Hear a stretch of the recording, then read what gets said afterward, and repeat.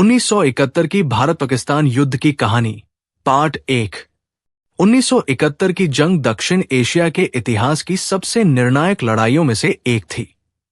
इस युद्ध ने न सिर्फ सीमा बदली बल्कि एक नए देश बांग्लादेश का जन्म भी कराया। युद्ध क्यों हुआ?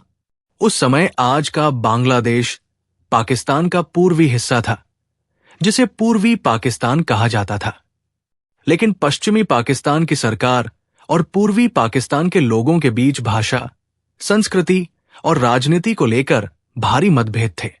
1970 के चुनाव में शेख मुजीबुर रहमान की पार्टी को बहुमत मिला, लेकिन सत्ता नहीं सौंपी गई। इसके बाद सेना ने पूर्वी पाकिस्तान में कठोर कार्रवाई शुरू कर दी, जिससे लाखों लोग शरणार्थी बनकर भारत आए। भारत की भूमिका, शरणार्थियों की भारी संख्या और मानवीय संकट के कारण भारत पर दबाव बढ़ा। तत्कालीन प्रधानमंत्री इंदिरा गांधी ने अंतर्राष्ट्रीय समर्थन जुटाने की कोशिश की और साथ ही सैन्य तैयारी भी शुरू की। भारतीय सेना के प्रमुख सैम मानेकशॉ ने रणनीतिक तैयारी के बाद सही समय पर युद्ध शुरू करने की सलाह दी। युद्ध की शुरुआत 3 दिसंबर 1971 को पाकिस्तान ने भारतीय हवाई अड्डों पर हमला किया। इसके जवाब में इंडिया ने आधिकारिक रूप से युद्ध में प्रवेश किया। युद्ध 2 मोर्चों पर लड़ा गया। पश्चिमी सीमा भारत पाकिस्तान, पूर्वी मोर्चा पूर्वी पाकिस्तान। भारतीय सेना और मुक्ति वाहिनी ने मिलकर तेजी से आगे बढ़ना शुरू किया। हवा, जमीन और समंदर की लड़ाई। भारतीय वायुसेना ने दुश्मन के ठिकानों को निशाना बनाया। नौसेना ने कराची बंदरगाह पर बड़े हमले किए। जमीनी सेना ने तेजी से ढाका की ओर बढ़त बनाई। 16 दिसंबर 1971 को ढाका में पाकिस्तानी सेना ने आत्मसमर्पण कर दिया। लगभग 93,000 सैनिकों ने हथियार डाल दिए। ये द्वितीय विश्व युद्ध के बाद सबसे बड़ा सैन्य आत्मसमर्पण माना जाता है। इस दिन बांग्लादेश एक स्वतंत्र देश बन गया। 1971 की भारत-पाकिस्तान युद्ध कहानी पार्ट 2। युद्ध शुरू होने के बाद घटनाएं बहुत तेजी से बदलने लगी। भारत ने पूरी रणनीति के साथ पूर्वी मोर्चे पर निर्णायक कार्रवाई शुरू की। पूर्वी मोर्चे पर तेज हमला। भारतीय सेना और मुक्ति वाहिनी ने मिलकर कई महत्वपूर्ण शहरों पर कब्जा करना शुरू किया। उनका लक्ष्य साफ था, तेजी से ढाका तक पहुंचना, ताकि युद्ध लंबा न खिंचे।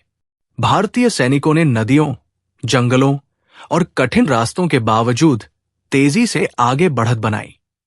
कई जगह पाकिस्तानी सेना को पीछे हटना पड़ा। भारतीय वायुसेना का दबदबा। भारतीय वायुसेना ने दुश्मन के एयरबेस और सप्लाई लाइन को निशाना बनाया। इससे पाकिस्तानी सेना की मदद रुक गई और उनकी ताकत कम होती गई। आसमान में नियंत्रण मिलने से जमीनी सेना को भी आगे बढ़ने में बड़ी मदद मिली। समंदर में बड़ी जीत। भारतीय नौसेना ने पश्चिमी मोर्चे पर कराची बंदरगाह पर हमला किया, जिससे पाकिस्तान की नौसैनिक शक्ति को बड़ा झटका लगा। इस कार्रवाई ने युद्ध का रुख भारत के पक्ष में मोड़ दिया। रणनीति और नेतृत्व। फील्ड मार्शल सैम मानेकशॉ की रणनीति बेहद प्रभावी रही। उन्होंने जल्दबाजी के बजाय सही समय पर हमला कर सेना को मजबूत स्थिति में रखा। दिसंबर के दूसरे हफ्ते तक भारतीय सेना ढाका के करीब पहुंच चुकी थी। चारों ओर से घिरने के बाद पाकिस्तानी सेना के पास विकल्प बहुत कम रह गए। 1971 की भारत-पाकिस्तान युद्ध कहानी पार्ट 3 फाइनल। दिसंबर 1971 का समय। युद्ध अपने अंतिम और सबसे निर्णायक चरण में पहुंच चुका था। भारतीय सेना और मुक्ति वाहिनी ने लगभग पूरे पूर्वी पाकिस्तान को घेर लिया था। ढाका की घेराबंदी। भारतीय सेना तेजी से ढाका की ओर बढ़ी।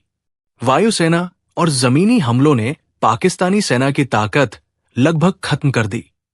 चारों तरफ से घिरने के बाद पाकिस्तानी सेना के पास अब लड़ाई जारी रखने का कोई रास्ता नहीं बचा। इतिहास का सबसे बड़ा आत्मसमर्पण। 16 दिसंबर 1971 को ढाका के रेसकोर्स मैदान में पाकिस्तानी सेना ने आधिकारिक रूप से आत्मसमर्पण कर दिया। भारतीय सेना की ओर से लेफ्टिनेंट जनरल जगजीत सिंह अरोरा ने आत्मसमर्पण स्वीकार किया। लगभग 93,000 पाकिस्तानी सैनिकों ने हथियार डाल दिए। ये दूसरे विश्व युद्ध के बाद सबसे बड़ा सैन्य समर्पण माना जाता है। एक नए देश का जन्म। इस जीत के साथ एक नए राष्ट्र बांग्लादेश का जन्म हुआ। लाखों लोगों के संघर्ष और बलिदान के बाद स्वतंत्रता का सपना पूरा हुआ। भारत के लिए इस जीत का महत्व। दक्षिण एशिया की राजनीति बदल गई। भारत की सैन्य शक्ति दुनिया के सामने साबित हुई। प्रधानमंत्री इंदिरा गांधी की नेतृत्व क्षमता की विश्वभर में प्रशंसा हुई। युद्ध की याद। 1971 की यह लड़ाई सिर्फ एक युद्ध नहीं थी, बल्कि मानवता, आजादी और रणनीति की मिसाल बन गई।